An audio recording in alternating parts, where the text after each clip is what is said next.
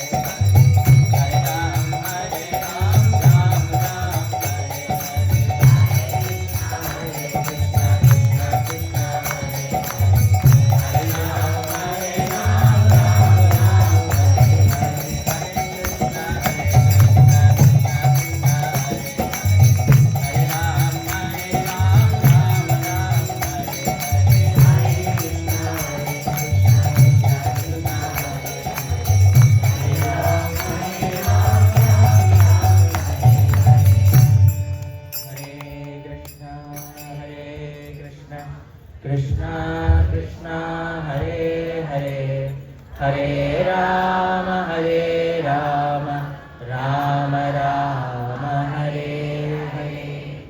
अज्ञानतिमिरान्धस्य ज्ञानाञ्जनशलाकया चक्षुरुन्मिलितं येन तस्मै श्रीगुरवे नमः।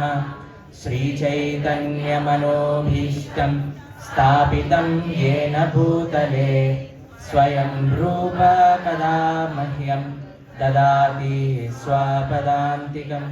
वन्देऽहं श्रीगुरो श्रीयुतापदकमलं श्रीगुरोन् वैष्णवांश्च।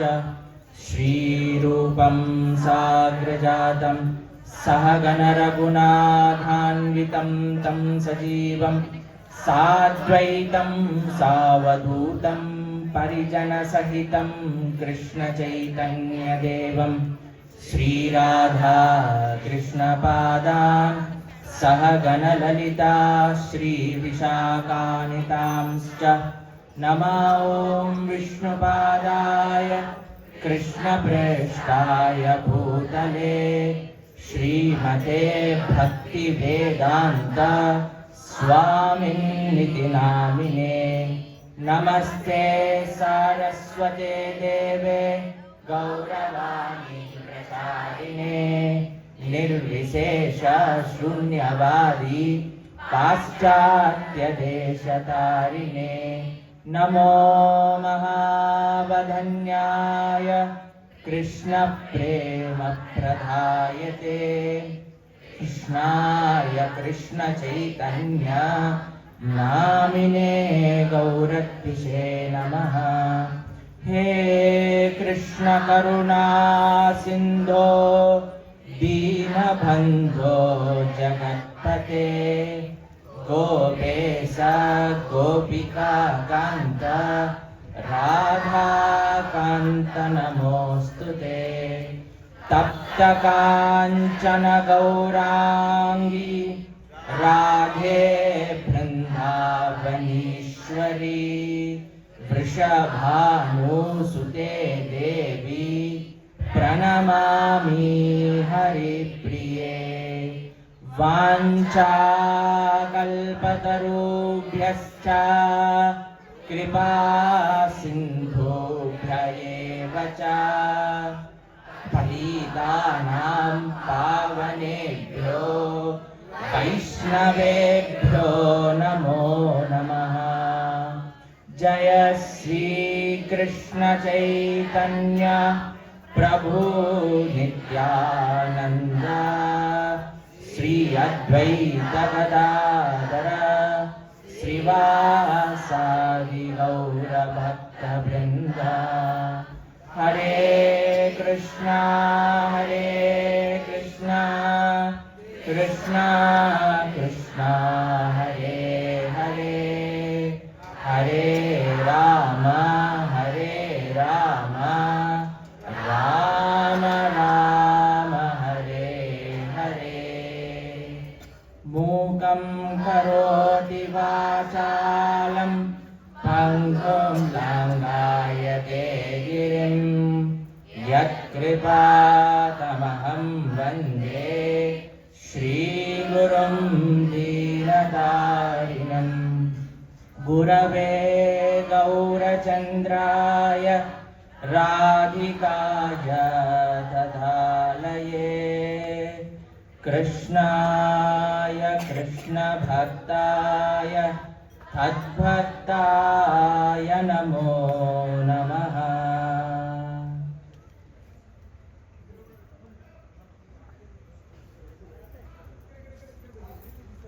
हरे कृष्ण। భక్తులందరికీ భద్రాచల క్షేత్రంలో మనం జరుపుకునే ఈ 4 రోజుల కార్యక్రమానికి సాయంకాలం పూట జరిగే సుందరాకాండ ప్రవచనాలకి స్వాగతం. భద్రాచలంలో ఏ ప్రవచనం మనం నిర్వహించుకోవాలి, ఏ విశేషాల గురించి రామాయణాంతర్గతంగా మాట్లాడుకోవాలి అని ఆలోచిస్తూ ఉన్నప్పుడు నాకు ఆ సమయంలో సుందరాకాండ గురించి ప్రస్తావన చేయాలి అనే ఒక సంకల్పం కలిగిందన్నమాట. ఈరోజు స్వామివారు మనకి ప్రొద్దున్న ఎన్నో విశేషాలు చెప్పారు. సుందరాకాండని సుందరకాండ అని ఎందుకంటారు అనే విశేషాల గురించి మీకు ఒక విషయం చెప్తాను. సుందరాకాండ మనకి ఒక అద్భుతమైన భక్తి ఫార్ములాని నేర్పిస్తుంది. ఏంటో తెలిసిన ఆ ఫార్ములా? ఎంతమంది నేర్చుకోవాలనుకుంటున్నారు ఆ ఫార్ములా? మీకు ప్రొద్దున పూట ఒక పుస్తకం, ఒక పెన్ ఇచ్చారు, గుర్తుందా అండి? ఎక్కడ భద్రంగా ఉంది? మీ దగ్గరే ఉందా? ఆ పుస్తకం, ఒక పెన్ మీకు ఇక్కడ శ్రవణం చేసే విశేషాలన్నింటినీ కూడా చక్కగా రాసుకోవడానికి ఇచ్చారనమాట. కాబట్టి మీకు ఎవరైతే పెద్దల నుంచి మీరు వింటున్నారో, ఈరోజు స్వామివారి నుంచి విన్నారు, రేపు ఎల్లుండి మళ్ళీ సోమవారం రోజు ఎంతోమంది పెద్దలు ఇక్కడ మాట్లాడడానికి వస్తారు. వారందరూ చెప్పిన ముఖ్యమైన విశేషాలన్నిటినీ, మీకు నచ్చిన విశేషాలన్నిటినీ చక్కగా నోట్ డౌన్ చేసుకుంటూ ఉండండి. సుందరాకాండ ఒక భక్తి ఫార్ములా నేర్పిస్తుంది. ఒక ఫార్ములా చెప్తాను, 2 ఫార్ములాలు చెప్తాను, 3వ ఫార్ములా చెప్తాను. ఈ మూడిట్లో ఏది బాగుందో మీరు చెప్పండి. ఒకడు ఉన్నాడండి, రావణాసురుడు అని వారి పేరు. ఆయన ఒక ఫార్ములాను ఉపయోగించాడు. ఏంటో తెలుసండి? నాకు రాముడొద్దు, సీతమ్మనే కావాలి అని అన్నాడు. ఏమైందండి రావణాసుడికి? ఏమైంది? మరణం వచ్చిందా? మరణం వచ్చిందా రావణాసుడికి? ఇదొక ఫార్ములా. ఇంకొక ఆవిడ ఉన్నది, ఆవిడ ఒక ఫార్ములా ఉపయోగించింది. నాకు సీతమ్మ వద్దు, నాకు రాముడు ఒక్కడే కావాలి అని. ఈ ఫార్ములా ఉపయోగించింది ఎవరండి? ఆవిడకి ఏమైందండి? ప్లాస్టిక్ సర్జరీ అయింది. రాముడు నాకు కావాలి, సీతమ్మ వద్దు అని అనుకున్నది శూర్పణఖ. నాకు రాముడొద్దు, సీతమ్మే కావాలి అని అనుకున్నవాడు రావణాసురుడు. కానీ సుందరాకాండలో హనుమ ఎలా రాముణ్ణి, సీతమ్మని ఇద్దరిని కలిపి చూడాలి అని అనుకున్నాడు హనుమ. అది సుందరాకాండ ఫార్ములా అన్నమాట. ఎప్పుడు మనకి భగవంతుడు ఒక్కడే కావాలి అని అనుకున్నా తప్పే, ఉత్తి అమ్మవారు ఒక అనుగ్రహమే ఉండాలి అని అనుకున్నా తప్పే. మనకేం కావాలి? స్వామి ప్లస్ అమ్మ ఇద్దరూ మన దగ్గర ఉండాలి, ఇద్దరికీ మనం కైంకర్యం చేసుకోవాలి అనటమే అత్యుత్తమైన భక్తి మార్గం. అది మనకి హనుమ ఈ సుందరాకాండలో చేసి చూపిస్తారు. ఎలా రాముడి యొక్క అనుగ్రహాన్ని సీతమ్మకి, సీతమ్మ యొక్క సమాచారాన్ని రామచంద్రమూర్తికి, ఇరువురిని ఆశ్రయించాలి అనే తత్వాన్ని మనము సుందరాకాండలో వింటాం. మీరు చూడండి, సుందరాకాండ ప్రారంభం ముందు రామచంద్రమూర్తి, సుగ్రీవుడు, ఆయన ఒక్కొక్క దిశకి కొంతమంది వానరులను ఇచ్చి, అయ్యా మీరు ఒక దిశకి వెళ్ళండి, మీరు ఇంకొక దిశకి వెళ్ళండి, నెల రోజులు గడిపిస్తున్నాను, సీతమ్మ తల్లి కోసం అణువు గావించండి, తర్వాత నెల తిరగక ముందే మాకు వచ్చి ఆ సమాచారాన్ని చెప్పండి అని చెప్తారు. దక్షిణ దిశగా అంగదుడి యొక్క నేతృత్వంతో ఎంతోమంది వానరులు బయలుదేరుతూ ఉంటారండి. వారికి ఎంత ఎంతూజియాస్టిక్గా ఉంటారంటే ఈరోజే మనకి సీతమ్మ దొరికేస్తుంది అనంతగా గాలిస్తూ ఉన్నారన్నమాట. ప్రతి ఒక్క చెట్టు, కొండ, రాయి, రప్ప ఏది వదలకుండా గాలి చేస్తున్నారన్నమాట. అన్ని చోట్ల గాలి చేస్తూ ఉన్నారు. మీకు ఒక విషయం చెప్తానండి, అందరూ వెతుకుతున్నారు సీతమ్మతోటి, కానీ హనుమ మాత్రం చాలా ఆనందంగా ఉన్నారండి. చాలా ఎండ కొడుతుందండి అక్కడ, వానరులందరూ కూడా ఎంతూజియాస్టిక్గా ఉన్నారు, కానీ అందరికీ చాలా ఏమంటారు, విపత్కర పరిస్థితి ఇది అని అనిపిస్తుంది, చాలా కష్టము అని అనిపిస్తుంది. కానీ హనుమ మాత్రం ఎప్పుడు ఆ యొక్క సీతాన్వేషణ సమయంలో ఎంతో హాయిగా, ఆహ్లాదకరంగా, ఆనందంగా వెళ్తుంటారు. ఆచార్యులు ఏమని చెప్తారో తెలుసా అండి మీకు ఒక విశేషం? రాముడు అందరూ వానరులకి వెళ్ళే ముందు అందరినీ ఆశీర్వదిస్తూ పంపుతూ ఉండేవారు. కానీ హనుమ ఎప్పుడైతే శ్రీరామచంద్రమూర్తి ఆశీర్వాదాన్ని ఇచ్చే సమయంలో ఒక్కసారి కళ్ళు మూసుకొని ఆశీర్వాదాన్ని మొత్తం గుండె లోపల నింపుకొని దాన్ని అనుభవించి ప్రారంభం చేశారట. ఆ అనుభవం ఏదైతే ఉందో ఆయన యొక్క ప్రయాణం మొత్తం కూడా రాముడు తనపైనే చేయబెట్టున్నారు అనే ఆ స్మరణ వస్తూ ఉన్నదట. అందుకోసం హనుమ ఎక్కడ ఉన్నా సరే ఆ ఆనందాన్ని పొందగలుగుతున్నారు. ఇప్పుడు చూడండి, మన జీవితంలో కూడా ప్రతినిత్యము ఇంతమంది వందల వేలాది మంది భక్తుల యొక్క సాంగత్యం మనకి లభించదండి. ప్రతినిత్యము కూడా ఇటువంటి అద్భుతమైన దివ్య క్షేత్రంలో నివసించే అదృష్టం మనకి లభించదండి. ప్రతి నిమిషము కూడా మనకి ఇంత చక్కటి ఉత్సవములు చేసుకునే ఒక అవకాశం మనకి లభించదండి. ఎప్పుడైతే మనకి ఆశీర్వాదపూర్వకంగా ఇవి లభిస్తాయో వాటిని మనం మనసారా ధరించాలి. మన మనసు ఎంతగా మన మనసులో వాటిని అనుభూతి పొందాలి అనంటే, ఎప్పుడైతే ఇవి లభించవో అప్పుడు కూడా మనం ఈ యొక్క స్మృతులతో ఆనందంగా మనం భక్తిలో ముందుకెళ్ళడానికి ప్రయత్నం చేయాలి. అది హనుమ మనకి నేర్పిస్తున్నది. ఇది రాముడి యొక్క అనుగ్రహమే అండి. మనకి ఇంత చక్కగా ఇంతమంది వందలాది మంది భక్తుల యొక్క సాంగత్యంలో మనం శ్రీరాముడి గురించి వినగలుగుతున్నాము, రామనామం మనం చెప్పగలుగుతున్నాము, రాముడి యొక్క కైంకర్యం సేవ మనం చేసుకోగలుగుతున్నాం. ఈరోజు మధ్యాహ్నం పూట ప్రసాదం అయిపోయాక మేము కొద్దిసేపు తర్వాత ఇక్కడ నడుస్తూ ఉన్నామన్నమాట ఈ ప్రాంగణంలో. అయితే భక్తులందరూ కూడా అక్కడ కూర్చొని మన మాతాజీస్ అందరూ మాలలు కొడుతూ ఉన్నారు. కొంతమంది చీపుర్లు తీసుకొని ఊడుస్తూ ఉన్నారన్నమాట మీరు కూర్చున్న ప్రాంగణం మొత్తం కూడా. మేము అడిగాం, అయ్యా పడుకోరా, మీరు నిద్ర రావట్లేదా? ఏం పర్వాలేదండి, సేవ ఉంది కదా, చేస్తాం మేము అని అక్కడే కూర్చొని సేవ చేస్తూ ఉన్నారన్నమాట. ఎంత అదృష్టం చూడండి, ఎంత వైభోగం చూడండి. సేవ కోసమే రావాలి అన్నవాళ్ళు అలా మాట నిలుపుకొని సేవ కోసమే ఇక్కడికి వచ్చి ఆ సేవ చేస్తున్నారు. మీ అందరికీ ఆ రాముడి యొక్క అనుగ్రహం పూర్తిగా ఉండాలి అని ఆ సేవనే మీకు ఆశీర్వదిస్తుంది. ఇంకా సపరేట్గా ఆశీర్వాదాలు అవసరం లేదండి. మనం చేసుకున్న కైంకర్యమే మనల్ని ఆశీర్వదిస్తుంది. మనం చేసుకున్న సేవ, మనం తీసుకుంటున్న ఈ భగవద్భక్తుల యొక్క సాంగత్యం, మనము పాల్గొంటున్న ప్రతి ఒక్క ఉత్సవం, ఇవే ఆ రాముడి యొక్క అనుగ్రహాన్ని మన వైపు చానలైజ్ చేస్తూ ఉంటుంది. సరే, ఎదుగుతూ ఉన్నారు, చాలా ప్రదేశాల్లో అక్కడికి వెళ్తున్నారు, కిందికి వెళ్తున్నారు, పైకి వెళ్తున్నారు, గుట్టెక్కుతున్నారు, గుట్ట దిగుతున్నారు, అరణ్యంలోకి వెళ్తున్నారు, చాలా బాగా ఉన్నది. కొన్ని రోజుల తర్వాత వారికి ఉండే ఆ ఎంతూజియాజం, అరే ఇంకా సీతమ్మ కనిపించట్లేదేంటి, ఇంకా సీతమ్మ కనిపించట్లేదేంటి, ఇంకా సీతమ్మ కనిపించట్లేదండి. ఈ యొక్క దక్షిణ దిశగా వెళ్ళే వానర సైన్యానికి ఉండే నాయకుడు ఎవరని చెప్పామండి మేము? అంగదుడు. రామాయణంలో అంగదుడు మనస్సుని సూచిస్తాడు. దేన్ని సూచిస్తారండి? మనస్సు, బుద్ధిని సూచిస్తారన్నమాట. హనుమ దేనిని సూచిస్తాడో తెలుసా అండి? విశ్వాసాన్ని సూచిస్తాడు. ముందుగా మనం భక్తి ప్రారంభం చేసేటప్పుడు మన బుద్ధిని ఉపయోగిస్తామండి. ఏ విధంగా బుద్ధిని ఉపయోగిస్తామండి? మనం ప్రవచనం విన్నప్పుడు అవును కదండి, ఇది కరెక్టే కదండి, దేవుడు ఉన్నట్టే కదండి, ఇది ఇలా అవుతే, అవును కదండి, ఇలా అవుతుందంటే ఇదే కర్మ సిద్ధాంతం ఉన్నట్టే కదండి, సరే అండి, ఇలా ప్రభుజీ చెప్పారంటే ఇలా అవుతున్నట్టే కదండి, ఓహో శాస్త్రంలో ఇలా ఉంది.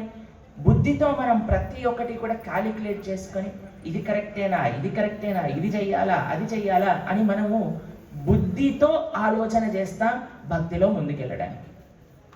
కానీ కొన్ని రోజులు మనం బుద్ధి ఉపయోగించి ఆలోచించి చేసిన భక్తి ఎన్నో రోజులు మనల్ని ముందుకు తీసుకెళ్ళదండి. వాటి వెనకాల విశ్వాసం మనతో కూడా రావాలన్నమాట. ఎక్కడైతే బుద్ధి పని చేయదో అక్కడ విశ్వాసం పనిచేస్తుంది. ఒక కథ చెప్తాను, ఇంతకుముందు చెప్పే ఉన్నట్టున్నాను ఈ విషయాన్ని, మళ్ళీ ప్రస్తావన చేస్తాను.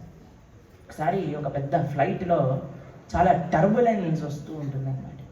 ఫ్లైట్లో వెళ్ళిన వారికి ఆ టర్బులెన్స్ వచ్చిందనుకోండి, చాలా కంగారు వస్తూ ఉంటుంది. అక్కడ కెప్టెన్ చెప్తారు, now there is going to be turbulence, so please put on your seat belts అనగానే సీట్ బెల్ట్స్ పెట్టుకున్నా పర్వాలేదు, కొద్దిగా అంటే పర్వాలేదు. మొత్తం ఫ్లైట్ అంతా ఊగిపోతూ ఉందనుకోండి, కృష్ణ కృష్ణ కృష్ణ కృష్ణ అనుకుంటున్నాను. ఇటీవల మేము ఒక ప్రదేశానికి వెళ్తున్నప్పుడు ఇక్కడ చాలా టర్బులెన్స్ ఉందండి, జాగ్రత్త అన్నారు. మేము అనుకున్నా సరే చిన్నపిల్లల టర్బులెన్స్ ఏమో, ఫ్లైట్ మొత్తం ఊగిపోయింది అనమాట. అప్పుడు ఆ కెప్టెన్ చెప్తున్నారు, ఎంత గాలులు ఉన్నాయి అని అంటే, మీరు మేము వెళ్ళే ప్రదేశానికి కాకుండా విపరీత దిశలో కానీ మీరు వెళ్తే ఆ సగం సమయంలోనే మిమ్మల్ని మీ డెస్టినేషన్కి తీసుకెళ్ళగలుగుతాం, అంత గాలులు వస్తున్నాయి అని చెప్పారనమాట. సరే, మేము జపమాల పట్టుకొని జపం చేసుకుంటున్నాం, కృష్ణారామ స్మరణ చేసుకునే అవకాశం వచ్చింది, భగవంతుడు అనుగ్రహిస్తే గోవింద అని అనుకున్నాం. కానీ ఎప్పుడు వస్తుందండి మనకి ఆ స్మరణ చేసుకునే అవకాశం? ఎప్పుడైతే టెన్షన్లో ఉంటామో అప్పుడు చాలా వస్తుందండి. అప్పుడు మనకి బుద్ధి ఏం పనిచేయదు, విశ్వాసం పెట్టుకోవాలి భగవంతుడు ముందే. స్వామి, నువ్వు రక్షిస్తా అన్నావు, నువ్వు రక్షిస్తావు, నువ్వు ఏం చేసినా మనకి రక్షణే. అయితే ఈ టర్బులెన్స్ అవుతుంది, అందరూ చాలా కంగారు పడిపోతున్నారు, అక్కడ ఉన్న వాళ్ళందరూ కింద మీద పడిపోతున్నారు. కానీ ఒక చిన్న పాప మాత్రం నవ్వుతూ కూర్చుంది. ఏమనదు. పక్కన ఉండే వాళ్ళు స్తోత్రాలు పడిస్తున్నారు, ఇది చేస్తున్నారు, అది చేస్తున్నారు, అయ్యో ఏడుస్తున్నారు, బాధపడుతున్నారు. కానీ ఈ పాప మాత్రం ఏం చేయట్లేదండి, అలానే ఆనందంగా నవ్వుతూ చూస్తున్నది. అయ్యా అడిగారు పక్కనున్న ఆవిడ, అమ్మాయి ఇంత పెద్దవాళ్ళందరూ కూడా ఇంత కంగారు పడిపోతున్నారు, మరి మీరేంటమ్మా ఇంత హ్యాపీగా కూర్చున్నావు అని అంటే, ఏం లేదండి, ఈ ఫ్లైట్ నడిపేవారు మా నాన్నగారే, కాబట్టి నేను ఈ ఫ్లైట్లో ఉండగా ఆయన ఈ ఫ్లైట్ని ఏమీ అవ్వనివ్వడు, ఆ పూర్తి విశ్వాసం నమ్మకం నాకుంది, కాబట్టి నేనేం కంగారు పడట్లేదు అని. ఎందుకండి వాళ్ళ నాన్నగారి పైన ఉండే విశ్వాసం. అలాంటి విశ్వాసం ఎప్పుడైతే మనకి భగవంతుడి పైన ఉంటుందో, స్వామి నన్ను రక్షించి తీరుతాడు, రక్షతి విశ్వాసం, స్వామి నన్ను కాపాడుతాడు అని విశ్వాసం ఎప్పుడైతే ఉంటుందో అండి, అప్పుడు మనకి ఎటువంటి ఆపద భక్తి మార్గంలోకి వచ్చినా సరే అవి ఎంతో కాలం నిలవదు.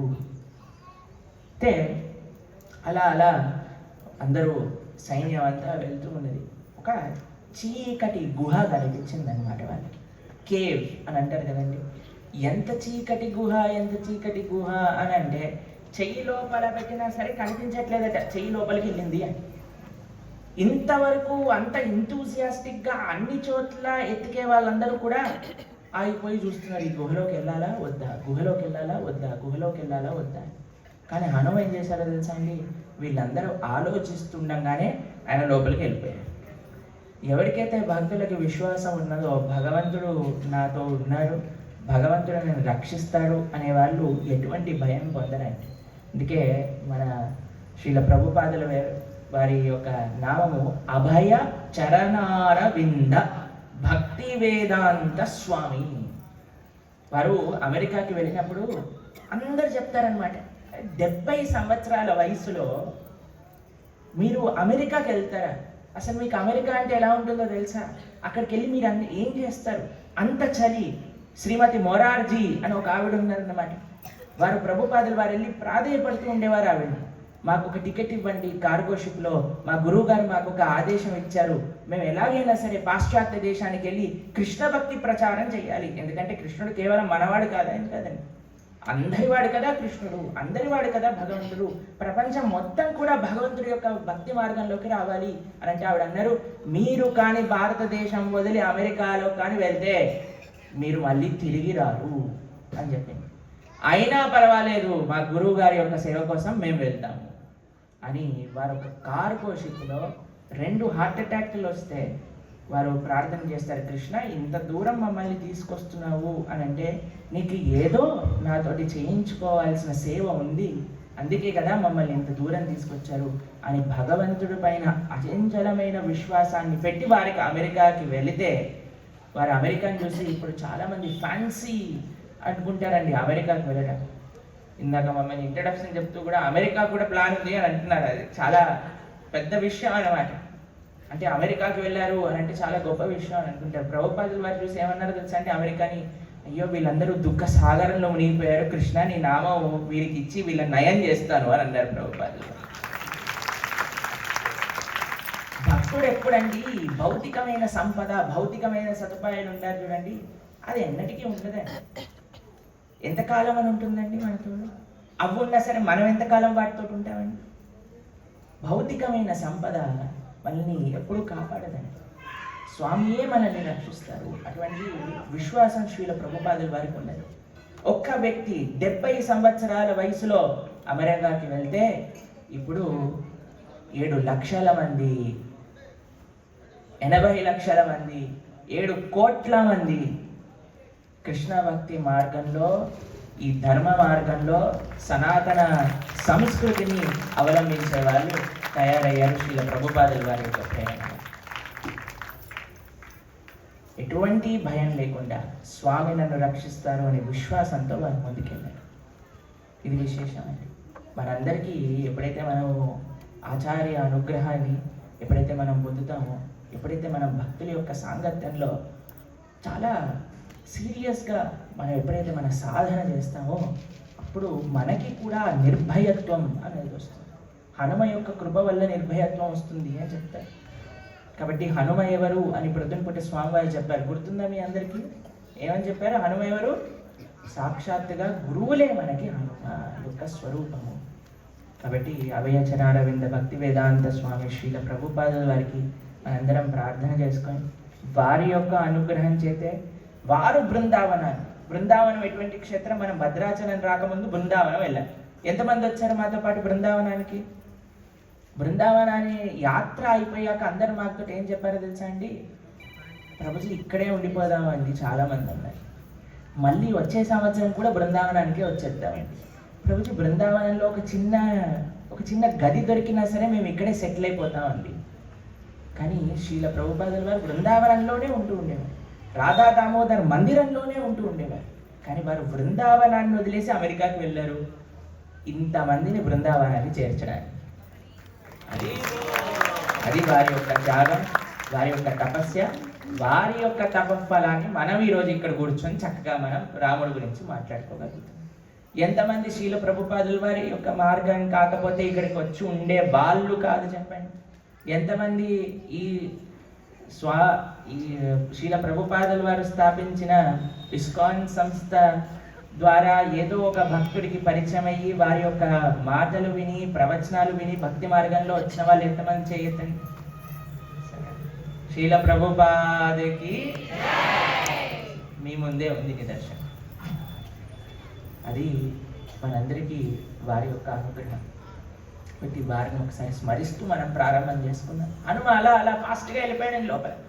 ఎంత ఫాస్ట్గా వెళ్ళిపోయారు అని అంటే, లోపలికి వెళ్ళి చూసేసరికి ఒక విశాలమైన ప్రదేశం, అక్కడ ఆవిడ తపస్సు చేసుకుంటూ ఉన్నారు.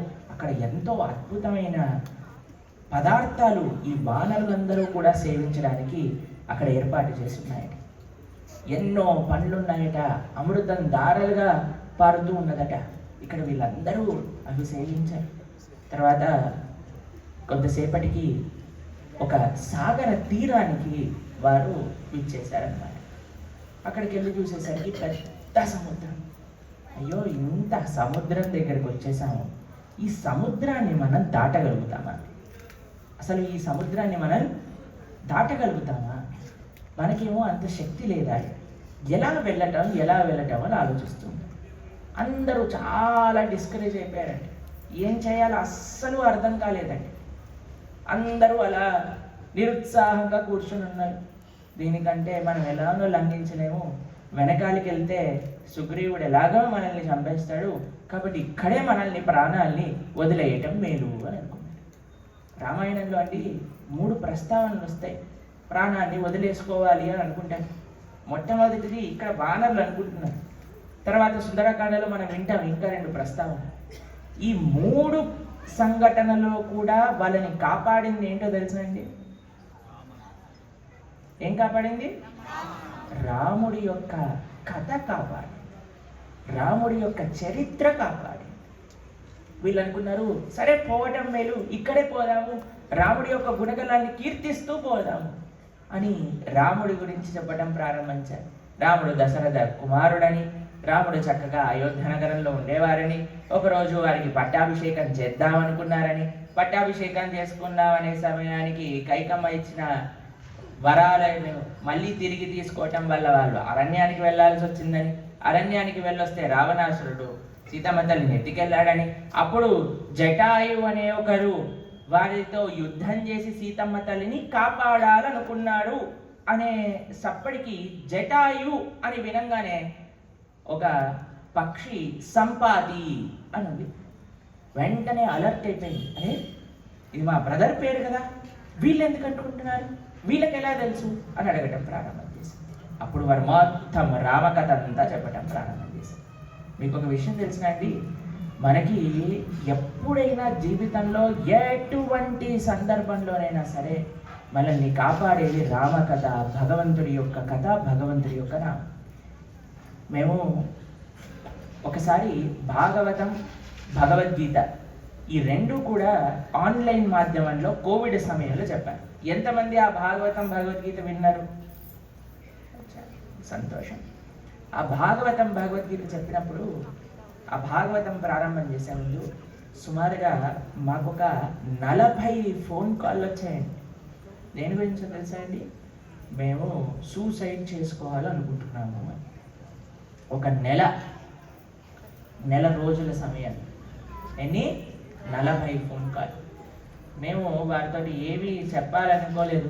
మేము ఒకటే ప్రార్థన చేశాం. ఎందుకంటే బాధలో ఉన్నప్పుడు వారు మన మాటల్ని అంతగా వినలేరు కదండి. కాబట్టి మేము చెప్పాం, మీ బాధతో మేము ఏకీభవిస్తామండి, కానీ ఒకటే విషయం మీకు ప్రస్తావన చేయాలనుకుంటున్నాను. ఒక 47 ప్రవచనాలు మేము భాగవత అంతర్గతంగా చేస్తున్నాము. ఆ 47 ప్రవచనాలు వినండి, అంతవరకు ఓపిక పట్టండి, తర్వాత మళ్ళీ మీతోటి మాట్లాడతాం. సరే అని ఒక 1.5-2 నెలల సమయంలో మనకి 47 ప్రవచనాలు అయిపోయాయి. తర్వాత ఈ 40 మంది లిస్టులో ఉన్న వాళ్ళందరికీ ఫోన్ చేసి, చాలామంది వాళ్ళంతటా వాళ్ళే చేశారు, ఫోన్ చేయని వాళ్ళకి మేమే ఫోన్ చేశాం. ఏంటి ఇప్పుడు సంగతి మీది అని అంటే ఏమన్నా తెలుసా అండి, మేము దేనికోసమైతే చనిపోవాలి అని అనుకుంటున్నామో అది ఎంత తుచ్చమైన కష్టము మా జీవితంలో అనేది మాకు అర్థమైపోయింది. ఇంకా భగవంతుడు మాకు 100 జన్మలు ఇవ్వాలని కోరుకుంటున్నాం ఇప్పుడు అని. ఎందుకంటే 100 జన్మలు ఇస్తే ఏం చేస్తారండి అంటే భగవంతుడి యొక్క సేవ చేసుకొని తరిస్తాము. ఈ జన్మలో ఇంత గొప్ప మానుష్య జీవితం పొందినా సరే మనం ఏదైతే ఉపయోగించుకోలేదో అవన్నీ మాకు ఇప్పుడు అర్థమవుతున్నాయి భాగవతం వినటం వల్ల. ఇప్పుడు స్టార్ట్ చేస్తాం, మాకు ఒక 100 జన్మలు ఇవ్వండి భగవంతుడు. అంటే ఇది భగవంతుడి యొక్క కథ వినటం వల్ల వచ్చే ఫలితం. వెంటనే ఈ సంపాతి, అయ్యా మాకు ఒక దూరదృష్టి చూసే ఒక శక్తి ఉన్నది, ఆ దూరదృష్టితో నేను చెప్పగలుగుతున్నా, ఆ లంకలో అశోక వాటికలో సీతమ్మ ఉన్నది, మీరు కానీ అక్కడికి వెళ్తే తప్పకుండా సీతమ్మని దర్శించగలుగుతారు అని చెప్పంగానే ఈ సంపాతికి ఒక సంఘటన వల్ల రెక్కలు కాలిపోతాయండి. వెంటనే ఆ రెక్కలు వచ్చేస్తాయన్నమాట సంపాతి. మీరు చూడండి, రాముడి యొక్క సేవ కోసం ఒక మాట కైంకర్యం చేసినా సరే కాలిపోయిన రెక్కలన్నీ వచ్చేసాయి. అదే రామ సేవ చేస్తూ ఉంటే ఎంత గొప్ప ఫలితం వస్తుందో ఒకసారి ఆలోచించండి. రాముడి యొక్క సేవ చేసే వాళ్ళకి మనం తోడ్పడితే ఎంత ఫలితం వస్తుందో ఒకసారి ఆలోచన చేయండి. రాముడి యొక్క కైంకర్యంలోనే నిరంతరం అన్వయించుకునే వాళ్ళతోటే మనం ఉండగలిగితే ఎంత ఫలితం వస్తుందో మనం ఒకసారి ఆలోచించండి. ఇంతమంది భక్తులు ఇక్కడికి వచ్చి ఇన్ని కార్యక్రమాలు ప్రొద్దున్న నుంచి నిన్న ఒక పోలీస్ ఆఫీసర్ మా దగ్గరకు వచ్చారనమాట. వచ్చి నిన్న రాత్రిపూట మాకు చెప్తున్నారు, మేము మా చుట్టాలు వస్తున్నారండి, మాకు ఒక రూము కావాలి అని అడుగుతూ ఉంటే ఎక్కడ రూములు ఖాళీ లేవు అంటున్నారు. మేము అనుకున్నాం భద్రాచలంలో సడన్గా ఎందుకు ఇలా రూములన్నీ అయిపోయాయి అని ఆలోచిస్తుంటే తెలిసింది మీ ప్రోగ్రామ్ ఉందట, మీ వాళ్ళు అన్ని రూములు బుక్ చేసేసారట. 3 నెలల నుంచి మన వాళ్ళు ప్రతి చోటకి వెళ్ళి ఎక్కడ మంచి రూమ్ ఉంది, ఎక్కడ బాగుంది వ్యవస్థ అని అన్ని రూములు బుక్ చేసేసుకొని ఇంత పెద్ద ప్రాంగణ ఇక్కడంతా కూడా మంచి ఏర్పాట్లను మనం తయారు చేసి స్వామివారి యొక్క అద్భుతంగా ప్రొద్దునపూట రాముని చూశారండి ఎంత చక్కగా ఉన్నారో. ఆ రాముడి యొక్క సేవ జరగడానికి అక్కడ యాగశాల నిర్మింపజేసి అక్కడ స్వామి యొక్క సేవా కైంకర్యములన్నీ బాగా జరగాలి అని అక్కడ ఉండే అర్చక బృందాన్ని అంతా కూడా తయారు చేసి చక్కటి ప్రసాదాలు భక్తులకి పెట్టాలి. ప్రసాదం అంటే ఇంతకుముందు మేము గుడికి వెళ్ళినప్పుడు డొప్పలు ఇచ్చేవాళ్ళం అన్నమాట. కానీ మేము ఫస్ట్ టైం ఇస్కాన్ టెంపుల్కి వెళ్ళినప్పుడు, ఇస్కాన్ ప్రోగ్రామ్కి వెళ్ళినప్పుడు ప్రసాదం తీసుకొని రండి అని అంటే మేము ఇలా వెళ్ళాము. ఇలా కాదండి ఇలా చేయండి అని. ఇలా చేస్తే డొప్పలు ఎలా పడతాయండి అని. డొప్పలు కాదండి ప్లేట్ ఇస్తాం మీకు అని ప్లేట్ పెట్టాను.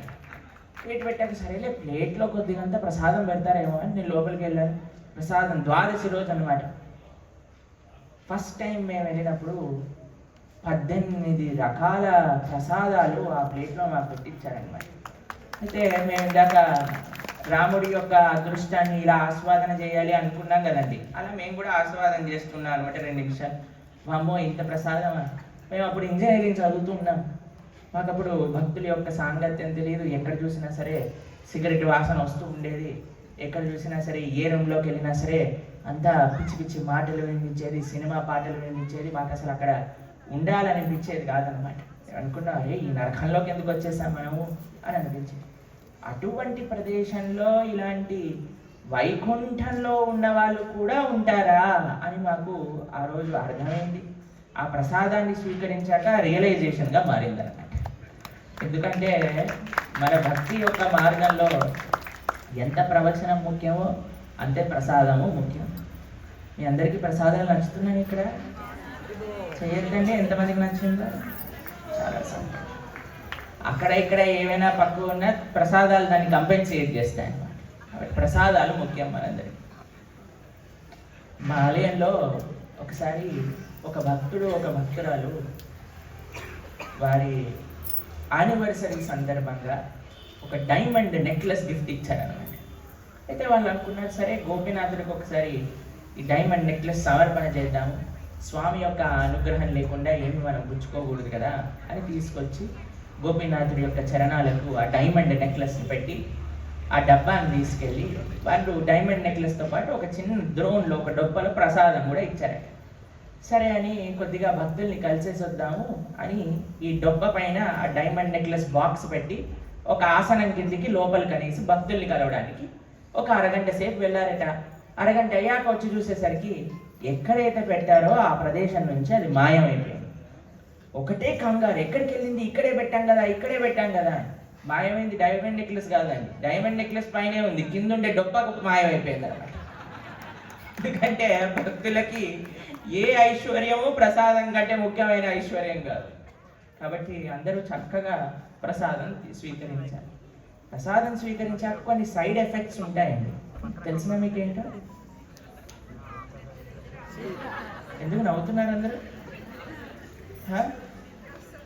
నిద్ర వస్తుందా? ప్రసాదం తీసుకున్నాక కొద్దిసేపు విశ్రమించిన సాయంకాలం పూట సమయానికి కరెక్ట్గా మనం వచ్చి చేరుకోవాలి కథాశ్రవణం కోసం అని. అయితే ఇక్కడ వీళ్ళందరూ అలా రామాయణాన్ని చెప్తూ ఉంటే ఎప్పుడైతే ఆ సంపాతి చూసిందో ఒక మాట సహాయం రామచంద్రమూర్తికి చేసినా సరే మనం ఎప్పుడైనా అండి భక్తులకి మనం ఎలా సహాయం చేయాలి అని ఆలోచిస్తూ ఉండాలి. ఏ సేవ మనం చేయగలుగుతాం, అసలు మన దగ్గర ఏమున్నది ఇవ్వడానికి. దాని తర్వాత అడుగుతారండి జాంబవంతుడు, ముందు మనం వింటాం, అయ్యా ఎవరు ఎంత దూరం వెళ్ళగలుగుతారు, ఎవరు ఎంత దూరం వెళ్ళగలుగుతారు, ఎవరు ఎంత దూరం వెళ్ళగలుగుతారు అని అంటే అందరూ మేము ఇంత దూరం వెళ్ళగలుగుతామండి, మేము ఇంత దూరం వెళ్ళగలుగుతామండి. ఒకరు మేము వెళ్ళగలుగుతాం కానీ తిరిగి రాలేమండి, మేము సగం మాత్రమే వెళ్ళగలుగుతామండి. కానీ హనుమ మాత్రం ఏం మాట్లాడాను. అయ్యో హనుమ ఎందుకు ఏం మాట్లాడట్లేదు అని అంటే అసలు హనుమకి ఆ ప్రశ్ననే నచ్చలేదన్నమాట. ఏంటా ప్రశ్న? నువ్వు ఎంత దూరం వెళ్ళగలుగుతావు. అసలు ఆ ప్రశ్న హనుమకి నచ్చలేదు. ఎందుకంటే నచ్చలేదు? మేము ఇంజనీరింగ్ చదువుతున్న సమయంలో ఒక భక్తుడిని అడిగారనమాట, అయ్యా మీరు భగవంతుడికి ఏ సేవ చేయగలుగుతారు అని అడిగారు. వాళ్ళకి ఆ ప్రశ్న నచ్చలేదు అన్నారు. మేము అడిగాం ఎందుకంటే మీకు ఆ ప్రశ్న నచ్చలేదు అని అంటే మనం ఎవరు భగవంతుడికి సేవ చేయడానికి? మన గురువుల యొక్క ఆశీర్వచనం కానీ మనతో ఉంటే ఏ సేవైనా చేయగలుగుతాం మనము అని వారు అన్నారు. అలా మనం ఎంత దూరం వెళ్ళటం ఏంటండి? స్వామి యొక్క అనుగ్రహం ఉంటే ఆయన ఏది చేయాలనుకుంటే అది చేయిస్తాడు కదా. ఎందుకంటే హనుమ ఆ రాముడి యొక్క కృప మనసులో పెట్టుకొని కదండి వెళ్తూ ఉన్నది. కాబట్టి ఆ యొక్క స్పెషల్ ఇన్వైట్ అతిథి దేవో భవ. కానీ జాగ్రత్తగా వారిని పక్కకు పంపించాలి మనం, మర్యాదగా ప్రేమతో ఆదరిస్తూ.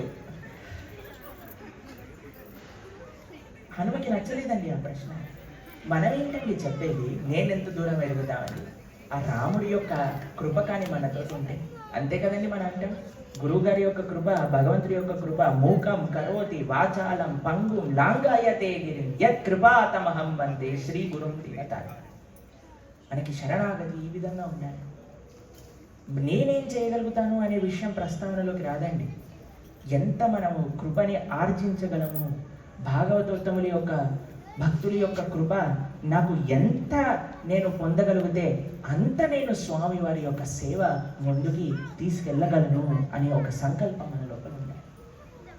అందుకే ఈ ప్రపంచంలో ఒక విషయం అందరూ చెప్తూ ఉంటారండి, ప్రపంచం మొత్తం ఫ్యాసినేట్ అయిపోతుంది. ఈ విషయం గురించి ఒక క్లాస్లో మేము ప్రస్తావన చేశాం, 3 అక్షరాల పదం గురించి. ఏంటో తెలుసా అండి? ఐ లవ్ యూ అని అంటుంటారు. ఈ ప్రపంచం మొత్తం అందరికీ ఇలా చెప్తే చాలా ప్రేమ పంచుకున్నట్టుగా అందరూ అనుకుంటారండి. కానీ మనం భగవంతుడికి ఐ లవ్ యూ చెప్పమండి. భగవంతుడికి మనం ఒక 5 అక్షరాల పదాన్ని నివేదన చేస్తాం. How can I serve you? నేను మీకు ఎలా సేవ చేసుకోగలను? రేపొద్దున మనకి 5 గంటలకి మంగళారతి ప్రారంభం అవుతుంది. ఇక్కడ స్వామివారి యొక్క సేవ ఇక్కడ, రాధాకృష్ణుడు ఇక్కడ రేపొద్దున ఇక్కడ మీకు దర్శనం ఇవ్వబోతున్నారు. రాధాకృష్ణ దర్శనంతో మనం ఇక్కడ ప్రార్థన చేసిన, యాగశాలలో ఉండే సుందరమైన సీతారామచంద్ర స్వామికి ప్రార్థన చేసిన, రేపు మనం ఆలయంలోకి వెళ్ళి దర్శనం చేసుకున్న, మనం అడగాల్సిన ఒకటే ఒక విషయం ఏంటి అంటే, నేను మీకు ఎలా సేవ చేసుకోగలను? How can I serve you? ఇదే ఒక భక్తుడికి ఉండాల్సిన. అందరు ఇంత అంత ఇంత అంత అని చెప్పారు, కానీ హనుమ మాత్రం ఏం మాట్లాడలేదు. జాంబవంతుడు కూడా అన్నారు. ఏమన్నాడు తెలుసా అండి? అయ్యా, మేము త్రివిక్రముడిగా స్వామి అవతరించినప్పుడు ఆయనకి ఎన్నో మార్లు ప్రదక్షిణ చేశాం. కొంతమంది ఉంటారండి ఏం చేయరు, కానీ మేము ఇంత చేసాం ఆ రోజులలో, అంత చేసాం ఆ రోజులలో అని చెప్తూ ఉంటారు. విన్నారా? మీకు ఎవరికైనా అనుభవం ఉందా? మీరే అలా చెప్పారా? చాలా సంతోషం. కొన్నిసార్లు చెప్తూ ఉంటామండి మనం, ఇంత చేసాము, అంత చేసాము, ఇది చేసాము, అది చేసాము.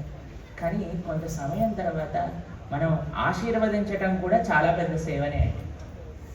You become relevant by becoming irrelevant అని అంటారు. కొద్దిసేపటి తర్వాత మనం కేవలం ఆశీర్వదించాలన్నమాట. అదే వయసుకి పెద్దతనాన్ని ఇస్తూ ఉంటుంది.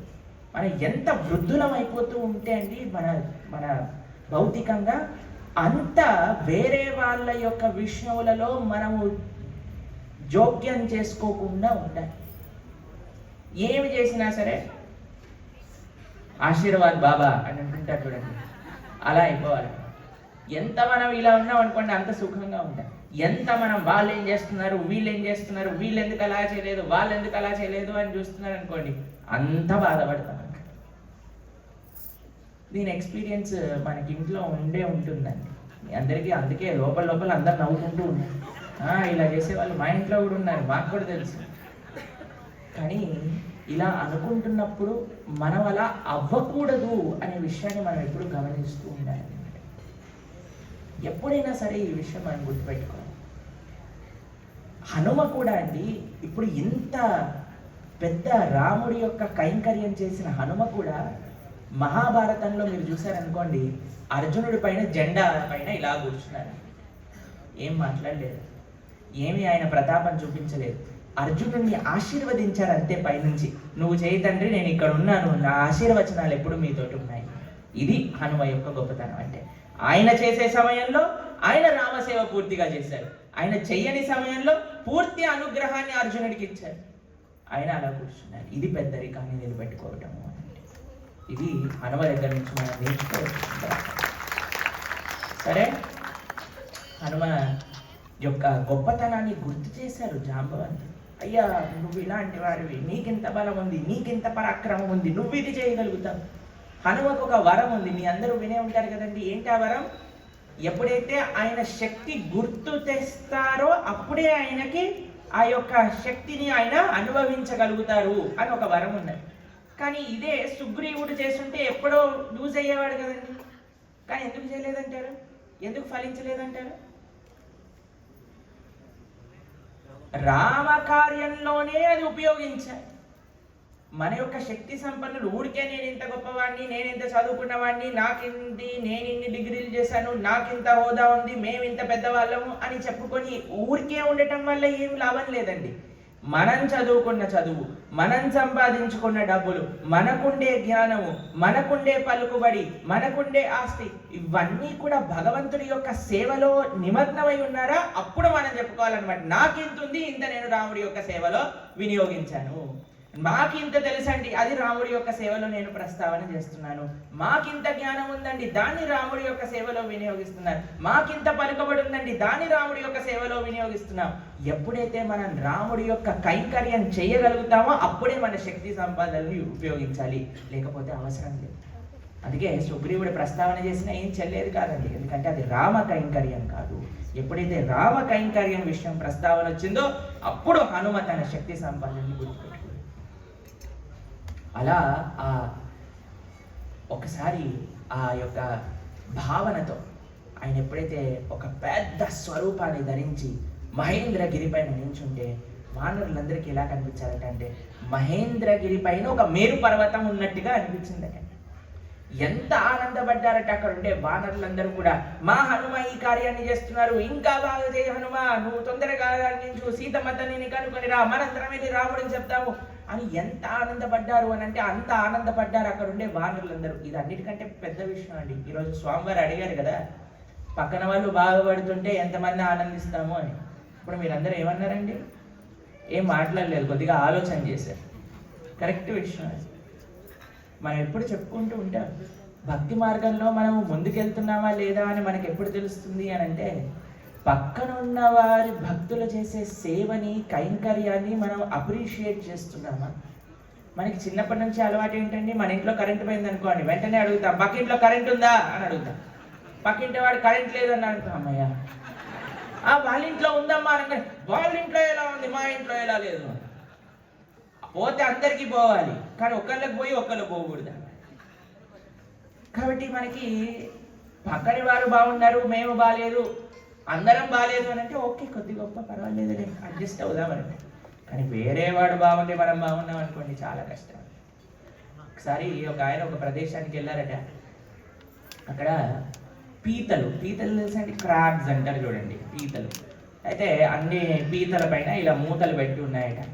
అయితే వీళ్ళు అన్నారట, అయ్యా అన్ని డబ్బాల పైన మూతలు పెట్టారు, కానీ ఇది ఒక్కటెందుకు అలా వదిలేశారు అని అంటే, ఏం లేదండి, ఇది జపాన్ నుంచి వచ్చింది, ఇది చైనా నుంచి వచ్చింది, ఇది ఆఫ్రికా నుంచి వచ్చింది, వీటన్నిటికీ మూతలు మూతలు పెట్టాము, కానీ ఈ భారతదేశం నుంచి వచ్చిన పీతలకి మూతలు అవసరం లేదు అన్నారు.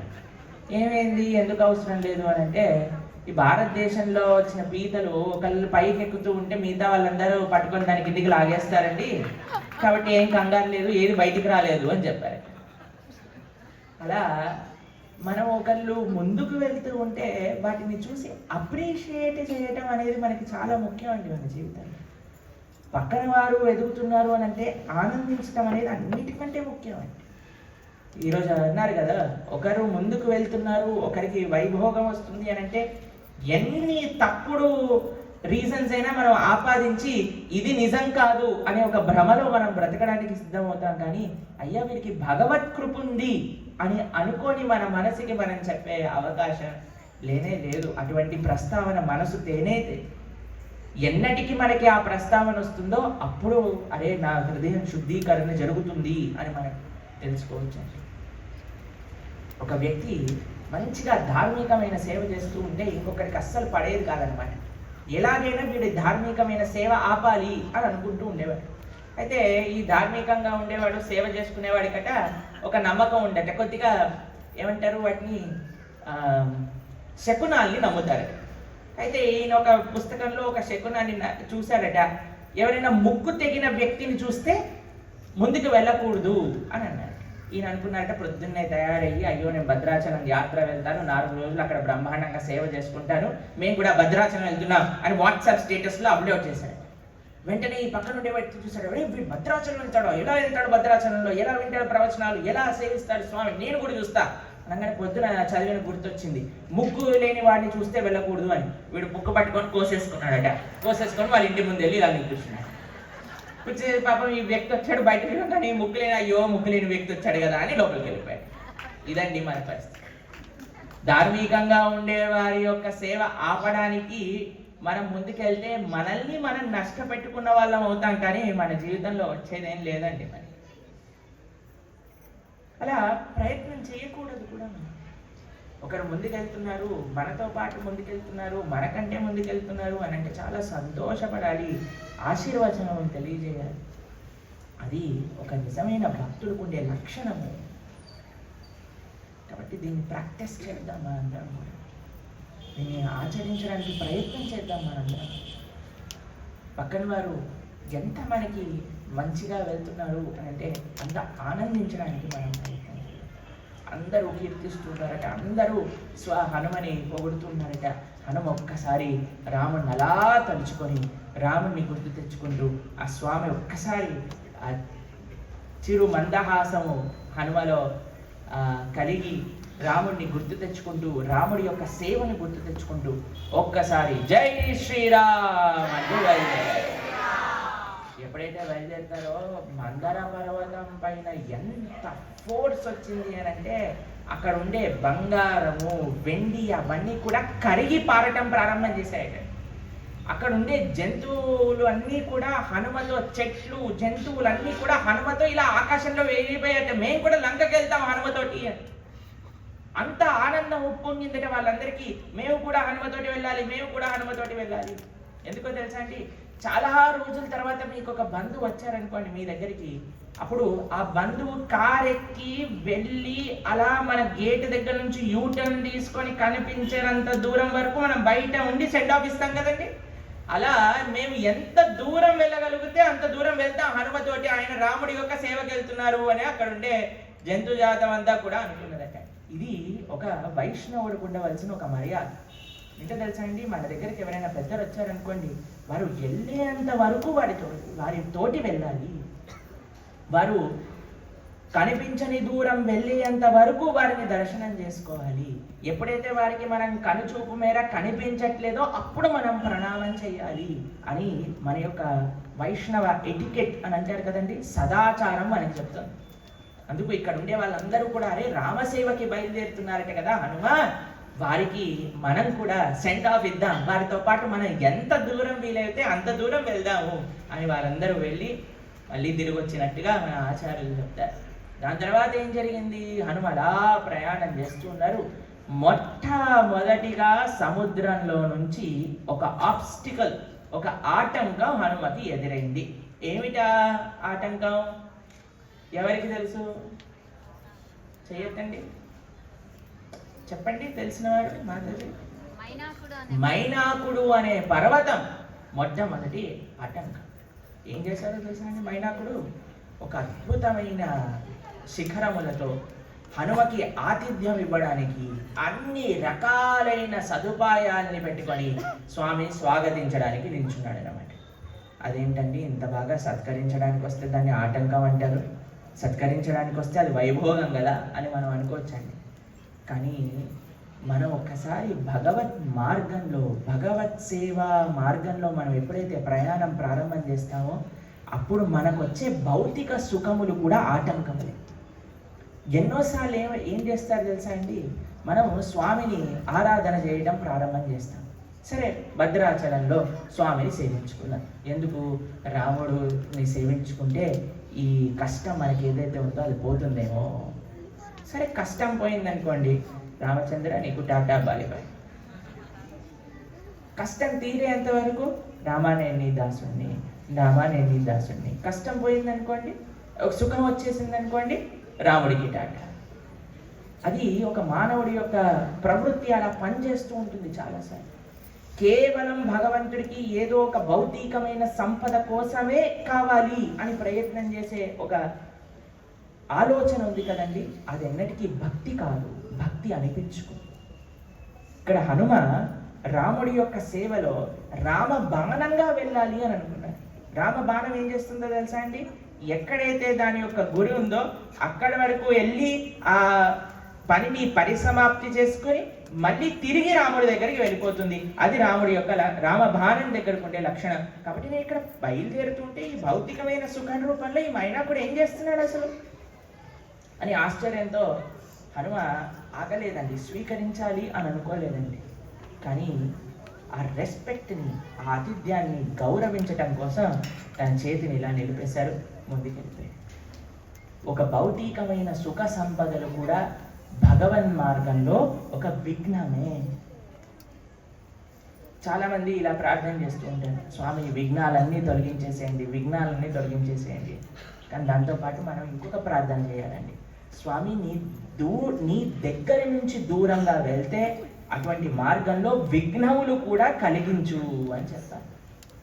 అది నిజమైన భక్తుడి యొక్క భావన అలా ఉంటుంది. మేము ఒకసారి ఒక దగ్గర ప్రవచనం చెప్తున్నాం, అయితే మేము అడిగాం అన్నమాట ఒక ప్రశ్న, ఎంతమంది మీకు వచ్చే సుఖాలన్నీ కూడా రాముడు ఇస్తున్నాడు అనగానే అందరు చేతులు ఎత్తారండి.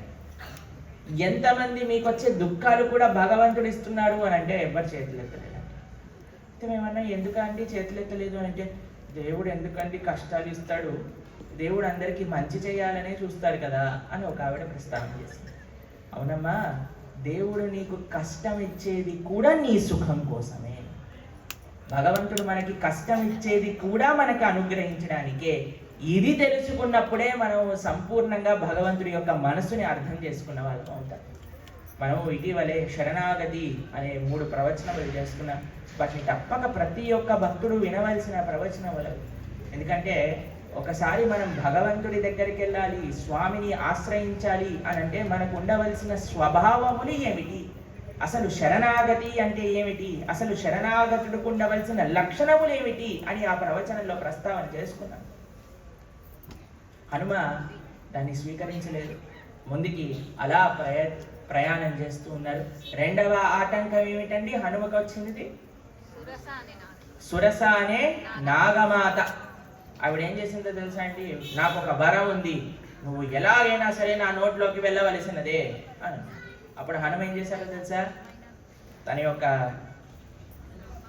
కాయాన్ని పెద్దదిగా చేసుకున్నారు. సురస ఏం చేసిందండి, పెద్దగా నోటు తెచ్చింది. హనుమ ఏం చేశారు, ఇంకా పెద్దగా చేశారు. సురస ఏం చేసిందండి, ఇంకా పెద్దగా అయింది. హనుమ ఏం చేశారు, ఇంకా పెద్దగా పెరిగారు. సురస ఏం చేసింది, చాలా పెద్ద. హనుమ ఏం చేశాడు, మెల్లగా చిన్న మూర్తిగా తయారయ్యి లోపలికి వెళ్ళి బయటకు వచ్చేసారు. అమ్మా, నువ్వు ఇచ్చిన సేవ పూర్తయింది, నీ లోపలికి వెళ్ళి బయటకు వచ్చేసా, ఆజ్ఞాపన చేయి, మేము ముందుకు వెళ్తాము. చూడండి, చాలాసార్లు మన జీవితంలో అనవసరమైన ఆర్గ్యుమెంట్స్ కొన్ని జీవితంలో మనకి ఎదురవుతూ ఉంటాయి. చాలాసార్లు మనం అక్కడ ఆగిపోతాం. ఎక్కడ ఆగిపోతామో తెలుసా అండి, నేను గొప్ప అంటే నేను గొప్ప, నేనే కరెక్ట్ అని ప్రూవ్ చేసుకునే వరకు వదలను నేను అని ఎన్ని విషయాలున్నా సరే, ఆ సంవత్సరంలో నువ్వు అలా చేసావు కాబట్టి ఇప్పుడు నువ్వు అలా రాంగ్, నువ్వు అప్పుడు ఆ క్షణంలో అలా మాట్లాడావు కాబట్టి నీదే తప్పు, నువ్వు ఆ రోజు ఆ తప్పు చేసావు కాబట్టి ఇప్పుడు నువ్వు ఒప్పుకోవాల్సిందే అని ఎన్ని ప్రశ్న. అసలు మనందరం కానీ అడ్వకేట్లు అవుతే బెస్ట్ అడ్వకేట్లు అయిపోతామండి మనందరం. అది జనరల్ ప్రాక్టీస్ అసలు మనందరికీ. ఎంత బాగా డిఫెండ్ చేయాలి, ఎంత బాగా అపోజ్ చేయాలి అని ప్రతి ఇంట్లో బ్రహ్మాండంగా నేర్చేసుకున్నారు అందరూ. కానీ భక్తి మార్గంలో ఇది చెల్లదండి. ఎక్కడ మనం తగ్గాలి, ఎక్కడ మనం వదిలేయాలి, ఎందుకు వదిలేయాలో తెలుసా అండి, అది మన యొక్క గొప్పతనాన్ని ప్రూవ్ చేసుకోవటమా లేదా అనేది విషయం పక్కన పెట్టండి. మనకి ముఖ్యం నా గొప్పతనం కాదు, నాకు ముఖ్యం రాముడి యొక్క సేవ. నేను ఇక్కడ ఈ మాటలతో కానీ నేను సమయాన్ని వృధా చేసుకుంటే అక్కడ చేసుకునే రామ కైంకర్యం సమయం తగ్గిపోతూ ఉంది కదా, నేను దాన్ని ఎలా మిస్ చేసుకుంటాను అని మనం ఆలోచన చేసుకోవాలి. కాబట్టి ఇప్పుడు ఒక డైలాగ్ వస్తుందట సినిమాల్లో, మేమేదో ఇలా ఆధ్యాత్మిక సంగతంలోనే విన్నామండి, పొరపాటుగా అర్థం చేసుకోకండి మమ్మల్ని, మేము తగ్గము అని అంటున్నారట సినిమాలో ఉండేవాళ్ళు. కానీ మనకి మన ఆచార్యులు గురువుల శాస్త్రం నువ్వు తగ్గాలి అని చెప్తున్నారు. నువ్వు ఎప్పుడైతే తగ్గుతావో అప్పుడే నువ్వు భగవంతుడి దగ్గరికి వెళ్ళగలుగుతావు అని మన శాస్త్రం చెప్తుంది. అందుకే హనుమ రామసేవ కోసం మహేంద్రకి పర్వతం నుంచి బయలుదేరే ముందు కూడా ఒకసారి వంగి రాముడికి నమస్కారం చేసి ప్రయాణం ప్రారంభించారు. ఎందుకంటే ఎవడైతే తగ్గుతాడో వాడే భక్తిలో గెలుస్తాడు. ఇది మన అందరం గుర్తుపెట్టుకోవాలి. మీకు ఆశ్చర్యకరమైన విషయం చెప్తామండి, మేము ఇంత గట్టిగా అరిచి చెప్పినా మన మాట వినేవాడు ఎవడండి? మీరంటే చాలా మంచివాళ్ళు కాబట్టి ఇక్కడికి వచ్చి. కానీ ఎవడైతే తగ్గద్దు అని చెప్తారో వాడికి మాత్రం జనాలు లక్షలలో వేలల్లో వెళ్ళిపోతూ ఉంటారు. ఎంత దూరం వెళ్తారు అంటే ప్రాణాన్ని కూడా లెక్క చేయకుండా ప్రాణాన్ని కూడా సమర్పణ చేసుకోవడానికి వెళ్ళిపోతున్నారు. ఎంత అన్యాయం చూడండి ఈ దేశంలో, మన ప్రపంచంలో ఎలా నడుస్తూ ఉందో. ఒక భౌతికమైన విషయమైన మనకి ఒక అహంకారాన్ని నేర్పించే చెడు విషయాలన్నింటినీ మనకి ప్రస్తావన చేసి మన యొక్క బుద్ధిని పాడు చేసే వాళ్ళ దగ్గరికి లక్షల కొద్ది జనాలు వెళ్తారు. కానీ అయ్యా మీరు మంచి మార్గంలో ఉండండి, ధార్మికంగా ఉండండి, మంచి మాటలు వినండి అని చెప్పేవారి దగ్గరికి ఎవరు. అందుకే ఈ ప్రపంచంలో ప్రేమ అనేది మనం ఎక్కడ చూడట్లేదండి, అన్నీ కూడా భౌతికం అయిపోయాయి. మీకు ఒక విషయం చెప్తే ఆశ్చర్యపోతారు. మేము ఇటీవలే మిడిల్ ఈస్ట్కి వెళ్ళామన్నమాట, ఒక భగవత్ సేవ నిమిత్తం. అయితే మేము ఫ్లైట్లో వెళ్తూ ఉన్నప్పుడు మా పక్కన, మేము ఐల్ సీట్లో కూర్చున్నాము, మా పక్కన విండో ఇంకా మిడిల్ సీట్లో ఇద్దరు దంపతులు వచ్చారన్నమాట. వారు వస్తూనే ఒకరి చెయ్యి ఒకరు ఇలా పట్టుకొని వచ్చారన్నమాట. అనుకున్నాను చాలా అన్యోన్య దంపతులు అయి ఉంటారు. మేము ఒకసారి చూసాం అనమాట, ఏమి కొత్తగా పెళ్ళయిందా వీళ్ళిద్దరికి, ఇలా కొత్తగా పెళ్ళైనప్పుడు ఇలా పట్టుకొని నడుస్తారు కదండి, అలానే నడుచుకుంటూ వచ్చారన్నమాట. సరే పాపం అని కూర్చున్నారు. కూర్చున్నాక మేమేదో మా జపం మేము చేసుకున్నాం. దాని తర్వాత ఫోన్లో కొద్దిసేపు భాగవతం చదువుకున్నాం. తర్వాత ఇక్కడ పెట్టాం. అయితే క్యాప్టెన్ అన్నారు అనమాట, ఇక్కడ గల్ఫ్ ఆఫ్ మస్కట్ కనిపిస్తూ ఉంది, మీరు లెఫ్ట్ సైడ్ చూస్తే విండో నుంచి అనగానే మేము కూడా లెఫ్ట్ సైడ్ కూర్చున్నాం కదా అని ఇలా తిరిగామని. ఇంకా వాళ్ళిద్దరు చెయ్యి ఇలానే పట్టుకుని ఉన్నారు. అనుకున్నాం అమ్మో చాలా ప్రేమ అండి వీళ్ళిద్దరికి అని. మధ్యలో అంటే మేము వాళ్ళని చూడట్లేదండి, అప్పుడప్పుడు ఇలా దృష్టి పోతుంది కదండి, అలా ఇలా తిరిగేసరికి ఎప్పుడు చూసినా సరే వాళ్ళిద్దరు ఇలా చేతులు పట్టుకొని ఇచ్చినారు. చాలా ప్రణామాలు చేశాం మేము వాళ్ళ యొక్క ప్రేమ. మేమేదో మా పని చేసుకుంటున్నాం, నిద్రపోయాను, కొద్దిసేపు చేసాము. అలా అక్కడికి వెళ్ళి వస్తుండగా మళ్ళీ ఇంకా చేయబట్టుకొని ఉన్నాను. సంతోషం. తర్వాత ఎప్పుడైతే ఈ విషయాన్ని ప్రస్తావన చేశారో ఇంకొద్దిసేపట్లో ఆ డెస్టినేషన్ వస్తూ ఉంది అనగానే వీరు వాళ్ళ హస్బెండ్ని అడిగారు, ఒకసారి మీ ఐఫోన్ ఇవ్వండి మేము వీడియో తీస్తాము అంటే వారు ఐఫోన్ ఇచ్చారు. ఇలా వీడియో తీస్తూ ఉన్నారనమాట. మధ్యలో ఫోన్ ఆఫ్ అయిపోయింది. ఆఫ్ అయిపోతే ఈవిడ అడిగిందనమాట, కొద్దిగా మీ పాస్వర్డ్ చెప్తారా అని. అంటే పాస్వర్డ్ చెప్పాను, నాకు ఫోన్ ఇయ్యి నేను టైప్ చేసి ఇస్తాను అని అన్నారు. వీళ్ళు చేతి పట్టుకుంది వీళ్ళేనా, ఇలానే కదా స్ట్రీట్ ఎవరు చేంజ్ చేయలేదు కదా. సరే అని పాస్వర్డ్ ఆయనే టైప్ చేశారు. ఈవిడికి నాకు పాస్వర్డ్ చెప్పరా అని మధ్యలో ఇంకోసారి ఫోన్ ఆఫ్ చేసి పాపం ఇలా పడుకున్నారని. పడుకొని లేపి ఫోన్ ఇలా ముందు పెట్టింది. ఇలా కళ్ళు తెరవంగానే ఇలా ఓపెన్ అయిపోతుంది కదండి, ఫేస్ స్కాన్ చేసేసి. అలా ఆ ప్లాన్తో ఆయన ఇలా పడుకున్నారు. పక్క నుండి ఆవిడ ఇలా లేపింది. ఆయన ఇలా చూసి వెంటనే ఫోన్ చూడగానే కలుపు చూసుకున్నారు. చూసుకొని ఏం కావాలి అంటే పాస్వర్డ్ కావాలంటే నాకు ఇచ్చేసేది మళ్ళీ తీసుకొని ఇలా. దాని తర్వాత కొద్దిసేపు అయిన తర్వాత ఎయిర్ హోస్టెస్ ఉంటారు కదా, ఆవిడ రెస్పెక్ట్ఫుల్గా వచ్చి మీకేమైనా కావాలా అన్నాను. మరి మాకేం వద్దండి అని. ఏదన్నా ఫ్రూట్స్ కావాలి, మాకేం వద్దండి. వాటర్ కావాలా, మాకేం వద్దండి అని. తర్వాత పక్కన ఉండే వాళ్ళకి మీకేమైనా కావాలా అంటే నాకు మసాలా ఛాయ్ కావాలి అని చెప్పాను. సరే బాగానే ఉంది. మీరు అనుకుంటారు ప్రభుజీ ఏంటి మీరు వాళ్ళ గురించి మాకెందుకు చెప్తున్నారు, వినండి పూర్తిగా తర్వాత అర్థం. పక్కన ఉండే ఆవిడ అన్నది నాకు నూడిల్స్ కావాలి అన్నది. సరే సంతోషం, నూడిల్స్ తినండి, మసాలా ఛాయ్ తాగండి, నాకేంటి. కానీ ఏం చేశారో తెలుసా అండి, ఆయన జేబులోంచి క్రెడిట్ కార్డ్ తీసుకొని ఆయన ఛాయ్కి ఆయన డబ్బులు కట్టుకున్నారు, ఆవిడ నూడిల్స్కి ఆవిడ డబ్బులు కట్టుకున్నారు. మేము అనుకున్నాం ఇది ఎక్కడ ప్రేమ బాబు, వచ్చినప్పటి నుంచి చేయి పట్టుకొని పక్కనే కూర్చున్నారు. ఒకరికొకళ్ళు ఫోన్ పాస్వర్డ్ చెప్పుకోరట, ఒకళ్ళొకళ్ళు డబ్బులు వాళ్ళే కట్టుకుంటారట. నుండి ఎంత ఎక్స్టర్నల్ అయిపోయిందో ఈ ప్రపంచంలో ప్రేమ వ్యవహారాలు. అసలు ప్రేమ అనేది ఉందా కూడా మనకి తెలియదండి చాలాసార్లు. ఎవరికి ప్రేమ అనంటే బాధ్యత స్వీకరించడం. మా గురువుగారు ఒక విషయం చెప్తారు, love means service, love means sacrifice అని అంటారు. ప్రేమ అనంటే సేవ, ప్రేమ అంటే త్యాగము. ఈ రెండు ఎక్కడ ఉంటాయో అది నిజమైన ప్రేమ. అది కేవలం భగవద్భక్తుల్లో మాత్రమే ఉంటుంది. అది నా జీవితంలో మేము చూసిన విషయం. ఈ ప్రపంచంలో భౌతికమైన వ్యక్తులలో మనం చూడలేమండి.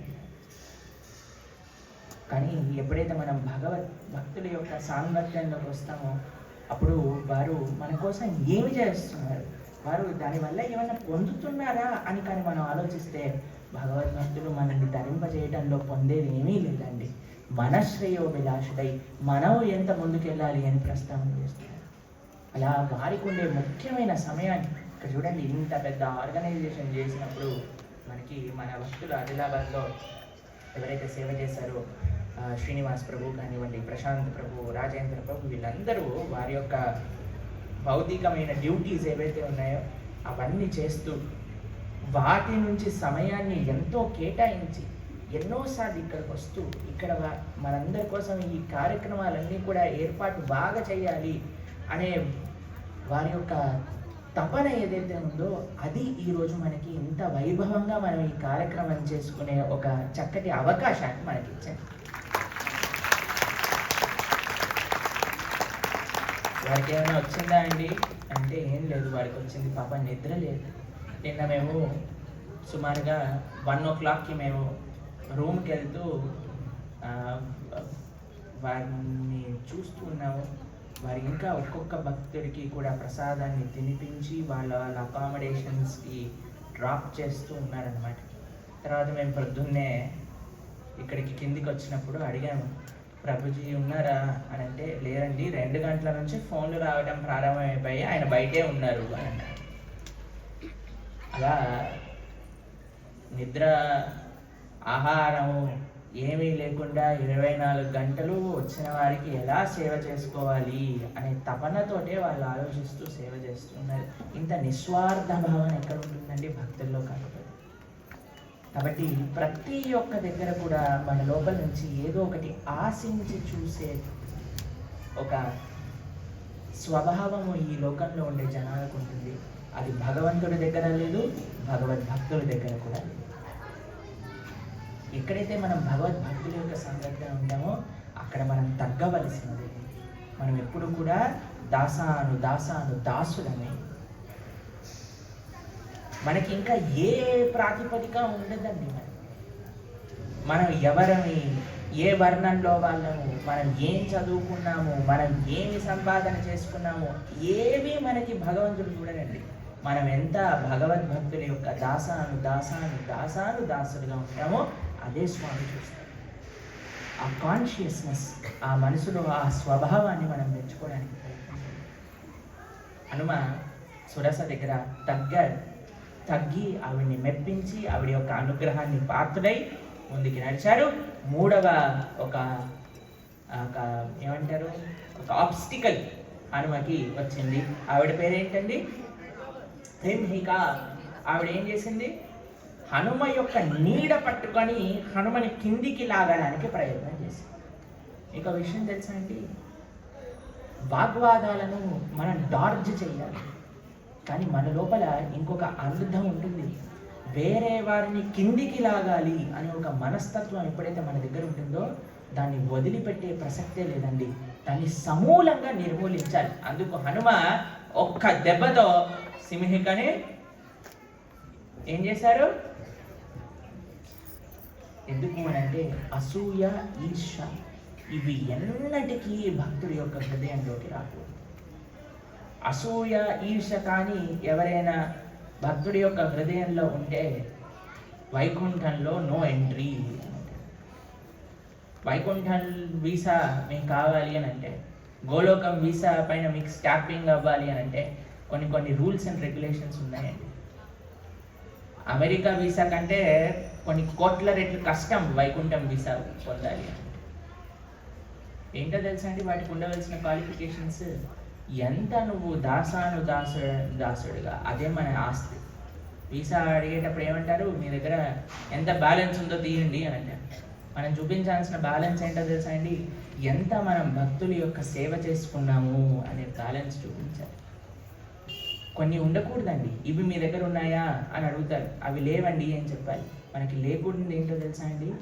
ఈర్ష్య, అసూయ, ద్వేషము, దంభము, గర్వము, ఇవన్నీ ఉండకూడదండి. అప్పుడే మన పాస్పోర్ట్ పైన స్టాంపింగ్ అవుతుంది. అన్నిటికంటే పెద్ద క్వాలిఫికేషన్ ఒకటి ఉండాలి.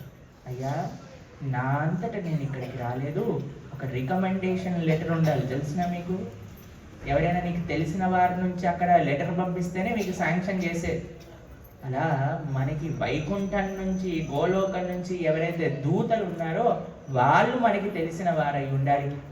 వీరు మా వారండి, మా దగ్గరికి రావాలి అని అంటేనే స్టాంపింగ్ అవుతుంది. అటువంటి వైకుంఠ పార్షదులు శ్రీల ప్రభుపాదుల వారు.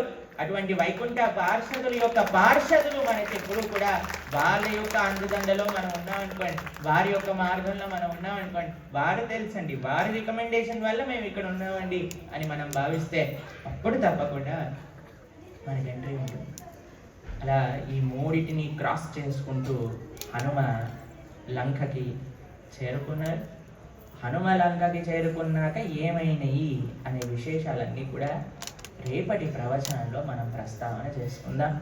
ఆయన లంకకి వెళ్ళాక అక్కడ అసలు వారి యొక్క భావన ఎలా ఉండింది, సీతమ్మ తల్లిని వారు చూసినప్పుడు వారి యొక్క మనస్సులో ఏమనిపించింది, సీతమ్మ హనుమతో ఏం మాట్లాడింది, హనుమ ఆయనకిచ్చిన సేవను ఎలా పరిపూర్ణం చేశారు, తిరిగి వచ్చినప్పుడు ఆయన ఈ సేవ చేసుకున్నాను అని చెప్తే రామచంద్రమూర్తి ఎటువంటి భావనలు వ్యక్తం చేశారు అనే విషయాలన్నీ కూడా రేపటి రోజున మనం తెలుసుకునే ప్రయత్నం చేద్దాం.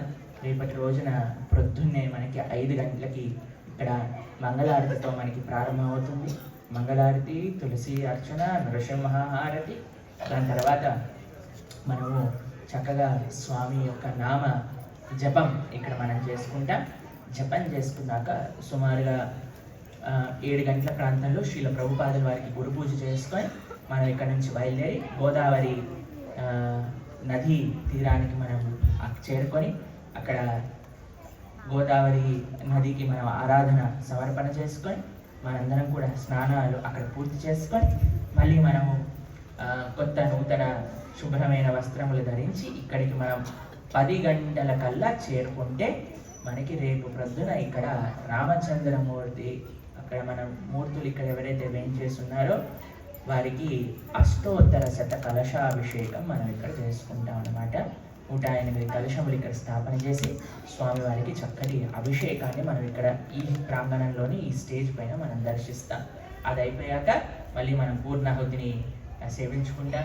ఈరోజు ప్రొద్దున మనకి పూర్ణాహుతి లోపల జరిగే కార్యక్రమాలు కనిపించలేదు అని పాపం చాలా మంది భక్తులు బాధపడ్డారు. అందుకోసం మీకోసం అక్కడ స్క్రీన్ ఏర్పాటు చేసేసారనమాట. కాబట్టి రేపు ఎటువంటి ప్రాబ్లం లేకుండా మీకు చక్కగా అక్కడ లోపల జరిగే కార్యక్రమాలన్నీ కూడా మీకు కనిపిస్తూ ఉంటాయి. అలానే రేపు గోపూజ కూడా మనం చేసుకునే ప్రయత్నం చేద్దాం. రేపు సాయంకాలం పూట మీ అందరి కోసం ఒక చక్కటి నాటకాన్ని మన భక్తులందరూ కూడా ఎంతో కష్టపడి తయారు చేశారు. వారు ఇక్కడ నాటక ప్రస్తావన ఇక్కడ చేస్తారు. దాని తర్వాత మనం చక్కగా ఒక సాంస్కృతిక కార్యక్రమం మనం చేసుకొని దాని తర్వాత స్వామి యొక్క ప్రవచనం సుందరాకాండ మనం ముందుకు తీసుకెళ్ళి హనుమ లంకలో ఏం చూశారు, ఎలా తిరిగి వచ్చారనే విశేషాలన్నీ కూడా మనం చూసుకునే ప్రయత్నం చేద్దాం. సీతారామచంద్ర భగవాన్